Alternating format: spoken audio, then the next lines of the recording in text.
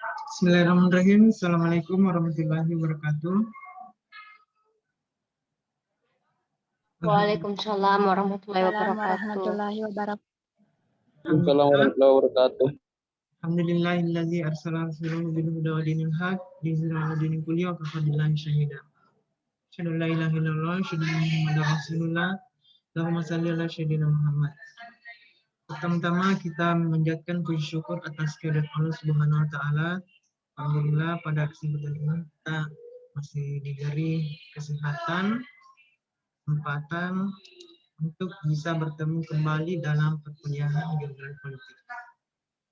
Salawat dan salam kita kirimkan kepada Nabi besar kita Muhammad Sallallahu Alaihi Wasallam, Nabi yang menjadi suri teladan bagi kita semua.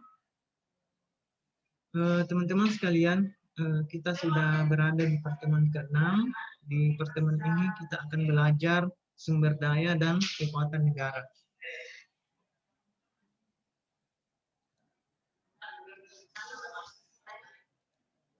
Adapun beberapa subbab yang ingin kita pelajari pada kesempatan ini adalah yang pertama pengertian kekuatan negara, kemudian potensi sumber daya dan kekuatan negara, kemudian yang ketiga mengukur dan menentukan kekuatan sebuah negara.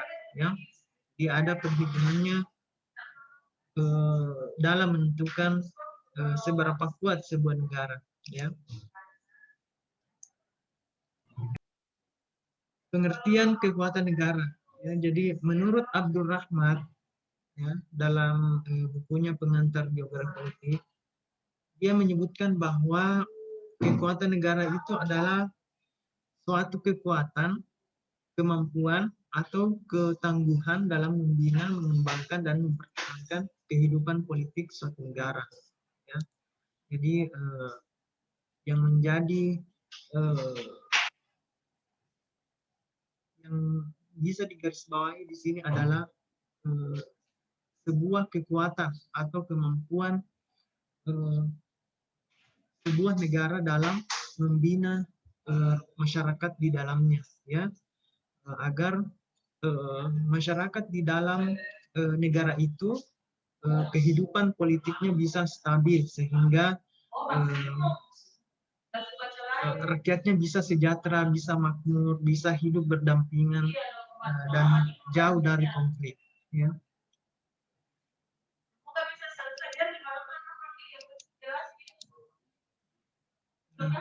Menurut Norman Cohn, dia menyatakan bahwa kekuatan politik itu ada dua jenis. Ya. Yang pertama, kemampuan membuat dan memaksakan keputusan di dalam batas-batas negaranya. Dan yang kedua, kemampuan untuk menerapkan keputusan-keputusan tersebut di dalam bidang kehidupan negara. Jadi, kata kuncinya adalah negara membuat sebuah keputusan, kemudian keputusan itu nantinya diterapkan dalam kehidupan negara. Ya. Jadi keputusan-keputusan ini yang dibuat dalam negara ini nantinya akan diterapkan untuk kesejahteraan, ya, kesejahteraan masyarakatnya. Ya. Jadi pengertiannya sudah hampir sama, ya. Nah, di Indonesia sendiri kita mengenal istilah ketahanan nasional, ya, bagaimana negara kita, ya, bisa mempersatukan, ya, bisa mempersatukan anak bangsa mulai dari ujung Sabang, ya, sampai Merauke, ya, sehingga tercipta kondisi dinamis, ya, jauh dari konflik. Bagaimana keuletan dan ketangguhan negara dalam mengembangkan kekuatan nasional, ya, menghadapi dan mengatasi segala tantangan, ya, ancaman, hambatan, serta gangguan yang datang baik dari dalam negeri maupun luar negeri.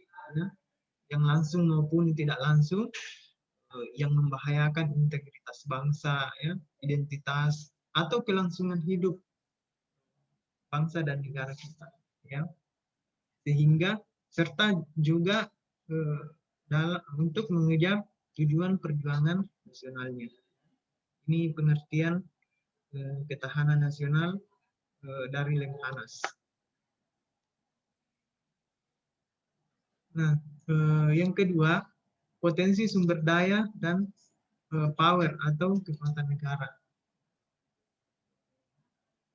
Carlsen mengatakan bahwa dasar pembentukan kekuatan negara itu yang paling utama adalah adanya penduduk, adanya masyarakat, ya. Kemudian ada sumber daya alam, ya, sumber daya alam yang dikelola.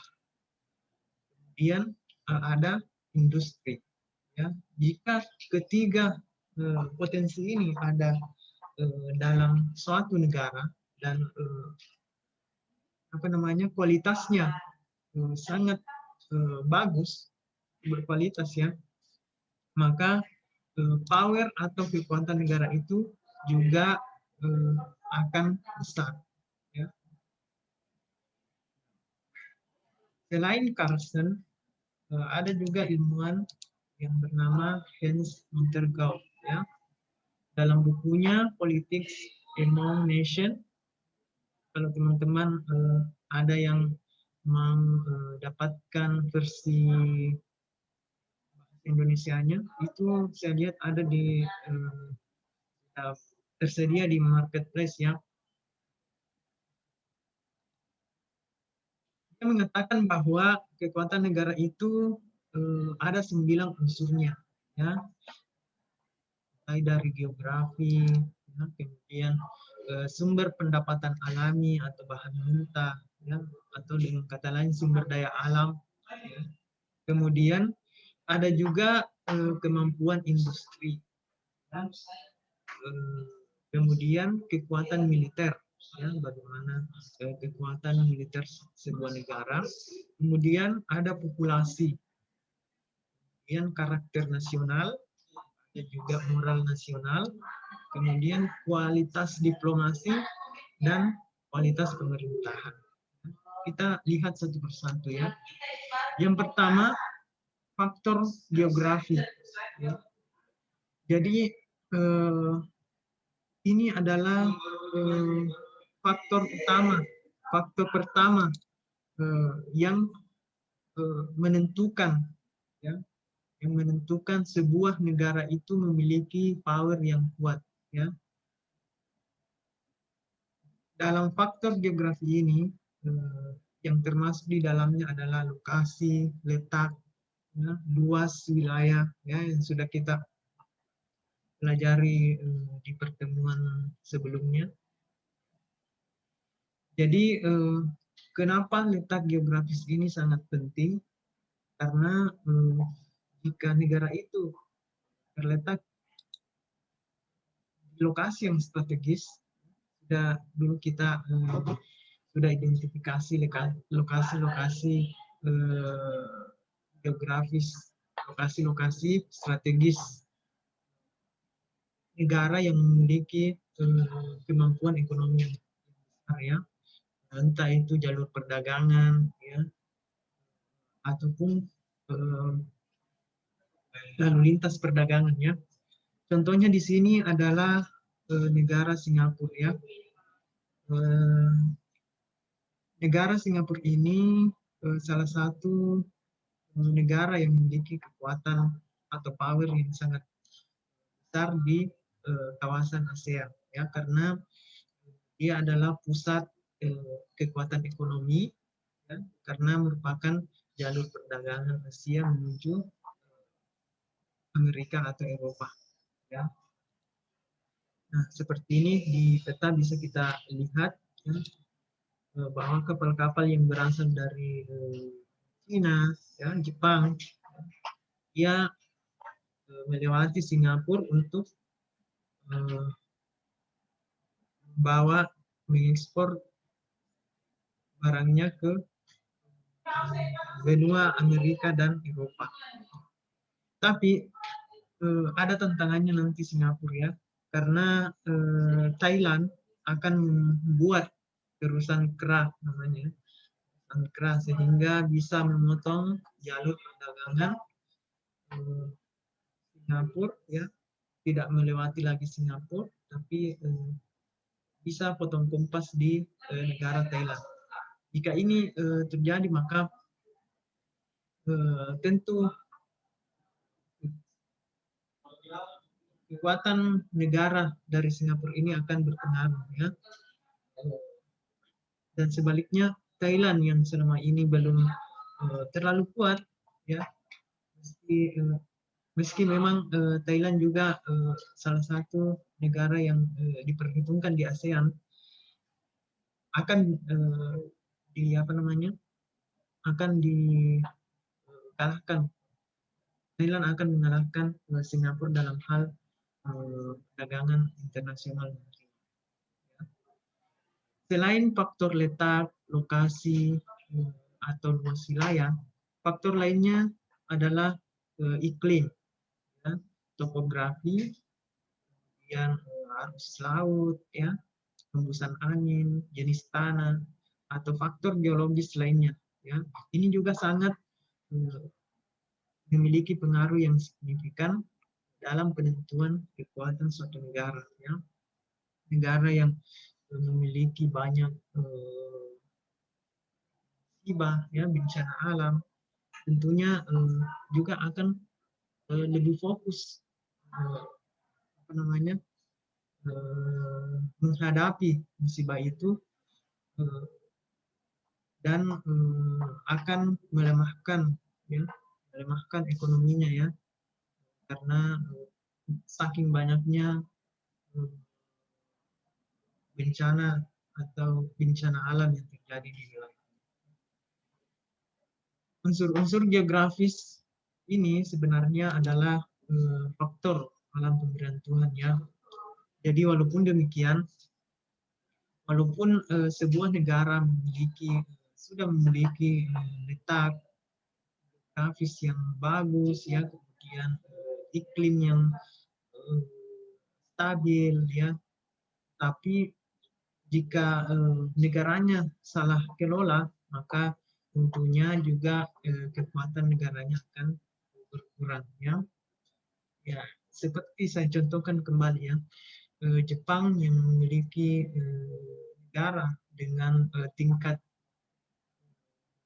kuantitas frekuensi gempa bumi yang sangat tinggi, tapi karena dia bisa mengelola dengan baik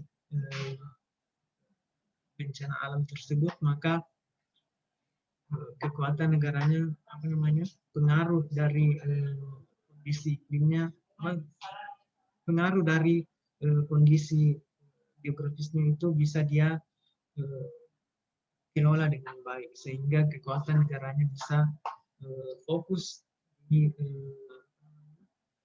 kegiatan-kegiatan ekonomi, pengembangan negara lainnya ya. Kemudian faktor yang kedua, di sini ada 4 ya usaha sistematis negara-negara maju ya yang dilakukan oleh negara-negara maju dalam penurunan kekuatan negara secara geografis ya. Jadi negara-negara maju ini dia menjadikan negara-negara berkembang sebagai objek konsumen dari produk-produk yang dia produksi ya. Yang pertama di sini dia menjauhkan pola kehidupan penduduk setempat dari keadaan lingkungannya ya. Jadi negara-negara maju itu ya dia mengekspor produknya ke negara-negara berkembang, sehingga negara-negara berkembang yang memiliki produk lokal itu kalah bersaing ya, akhirnya produk lokalnya itu tidak bisa bersaing dan akhirnya kalah dalam persaingan ekonomi sehingga negara-negara berkembang ini sulit untuk maju. Misalnya di negara kita ya, yang seperti kita ketahui bersama bahwa Indonesia adalah negara tropis yang menghasilkan buah-buahan yang sangat berkualitas ya, seperti pisang, mangga, rambutan dan lain-lain. Tapi ada upaya sistematis yang dilakukan oleh negara-negara maju ya, dengan dalih pasar bebas atau masyarakat ekonomi dan sebagainya. Kita dipaksa untuk memakan buah yang bukan asli Indonesia, ya, seperti apel, pir, dan lain-lain, sehingga buah asli negara kita ini ditinggalkan ya, dengan harga yang sangat murah. Coba teman-teman perhatikan ya, kalau terjadi musim buah, ya, misalnya rambutan, harganya sangat murah ya, bahkan langsat ya, langsat yang diproduksi dari Sulawesi Barat itu bahkan sampai tidak ternilai harganya ya. Maksudnya sangat anjlok harganya karena apa namanya, tidak bisa kemana-mana ya, hanya berputar saja di daerah kita ya. Nah, Iya Pak, betul. Iya, Biasa dibom-buang Pak di sini. Iya, orang Sulbar kayaknya itu ya. Sementara coba kita lihat apel, ya, apel dari Amerika, dari Australia, Iya Pak. bahkan sampai ke desa-desa. Di desa pun dengan bangganya mereka bisa dia makan buah apel itu sangat apa namanya, dia sangat membanggakan produk dari luar negeri. Ya. Jadi ini adalah salah satu upaya sistematis ya, baik kita sadari maupun tidak kita sadari ya. Banyak sekali produk-produk serupa ya. Salah satunya contoh yang lain adalah tepung terigu ya. Terigu itu adalah produk dari luar negeri ya, dari Australia ya. Namun padahal negara kita sangat kaya dengan produk-produk lokal, asli lokal ya. Tepung-tepungan itu sangat banyak ya, misalnya tepung tapioka ya, yang berasal dari singkong, kemudian tepung maizena dari jagung ya, tepung beras ya, itu kan bisa juga kita buat produk, misalnya roti dengan menggunakan produk asli daerah kita ya, tapi karena kita dimanjakan dengan barang impor ya, seperti itu terigu, maka jajanan kue ya, yang ada di sampai ke pelosok desa pun sekarang sudah menggunakan terigu semua ya. Padahal itu sangat apa namanya, itu akan mengalahkan kearifan lokal daerah kita ya. Padahal daerah kita ini juga kaya dengan jenis-jenis makanan yang menggunakan produk lokal ya, misalnya tepung sagu untuk bikin kapur ya. Saya kira kue-kue tradisional kita itu lebih banyak memang menggunakan produk lokal ya, dibanding dengan produk dari luar negeri seperti itu. Upaya sistematis yang kedua yaitu menciptakan ketergantungan yang berkelanjutan tentang kelumpuhan potensi geografis ya, misalnya kita sangat bergantung dengan bahan bakar minyak ya, bahan bakar minyak dan gas impor ya, gas gas alam yang sudah siap pakai, ya. Padahal negara kita itu memiliki potensi energi terbarukan, ya. Coba lihat matahari sepanjang hari, ya. Kemudian air, ya, mulai dari air sungai, ya, yang dibendung itu bisa menjadi potensi energi. Kemudian angin, ya. Walau di Sulawesi Selatan sendiri sudah dimanfaatkan, ya, seperti di Jeneponto dan Sidrap, ya. Potensi-potensi negara kita ini itu sangat sangat besar, ya, tapi belum termanfaatkan dengan baik. Ini bisa menjadi energi alternatif. Selain itu juga dia ramah lingkungan dibanding dengan BBM, ya, gas atau gas impor, itu dia menimbulkan polusi. Kita sangat bergantung, sekarang ini kita sangat bergantung dengan bahan baku BBM dan gas. Kemudian ada juga upaya sistematis penurunan daya tahan tubuh, ya, melalui obat-obat kimia. Padahal negara kita itu sangat kaya, ya, dengan hasil hutan, rempah-rempah, ya, dan itu bisa menjadi sumber obat alami, ya. Tetapi yang terjadi adalah kita teralihkan oleh obat kimia. Ya. Kita sangat jadi kalau orang tua dulu kita itu kalau misalnya dia misalnya sakit demam anaknya, ya, tersedia ramuannya yang tinggal diambil di pekarangan rumah, ya. Tapi sekarang karena sudah tergantung dengan obat kimia, ya, sakit sedikit beli obat ke toko, ya, ke apotek. Padahal obat-obat alami seperti ini sehat, ya, tidak menimbulkan efek samping dibanding dengan obat kimia. Dan juga bahkan lebih ironis itu orang pejabat-pejabat di negara kita ini dia lebih memilih berobat di Singapura atau Malaysia dibanding dalam negeri. Jadi ini adalah salah satu upaya sistematis yang bisa menurunkan kekuatan sebentar. Juga ini, ya, yang ini lebih sadis lagi, ya, karena negara-negara maju itu dia menolak bahan makanan dari negara berkembang, ya, masuk ke negaranya.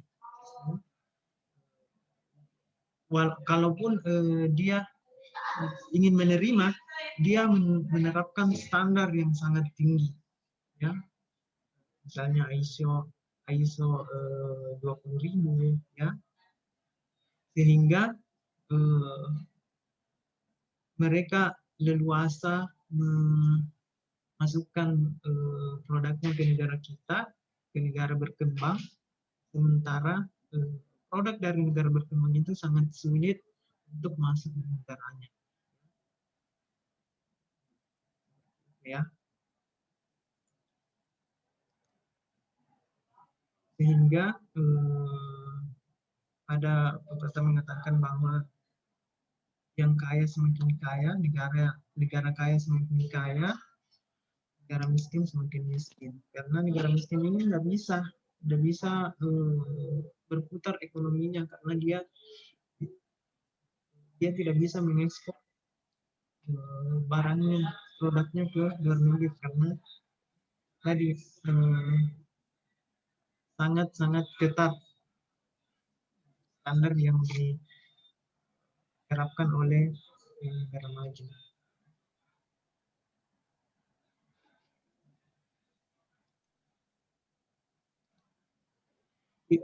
Faktor yang kedua adalah sumber pendapatan alami, ya, makanan atau bahan mentah. Ini adalah sumber daya alam, ya. Jadi negara yang memiliki sumber daya alam yang tinggi itu diasosiasikan bahwa negara itu memiliki kekuatan negara yang besar karena dia punya modal, ya.